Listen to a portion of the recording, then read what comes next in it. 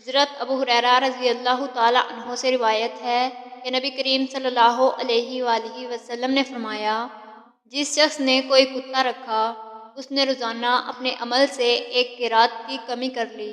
البتہ کھیتی یا مویشی کی حفاظت کے لیے کتے اس سے الگ ہیں۔ ابن سیرین اور ابو صالح رضی اللہ تعالیٰ عنہ نے حضرت ابو ہریرہ رضی اللہ تعالیٰ عنہ کے واسطے سے بیان کیا، بحوالہ نبی کریم صلی اللہ علیہ وآلہ وسلم کے بکری کے ریوڑ، کھیتی اور شکار کے کتے الگ ہیں۔ ابو حازم نے بیان کیا، حضرت ابو ہریرہ رضی اللہ تعالیٰ عنہ نے نبی کریم صلی اللہ علیہ وآلہ وسلم سے کہ شکاری اور مویشی کے کتے الگ ہیں۔ صحیح بخاری حدیث نمبر 2322۔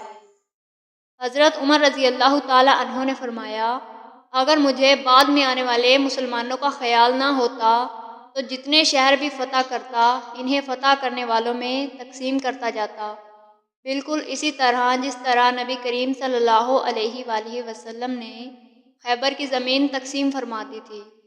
صحیح بخاری حدیث نمبر 2334۔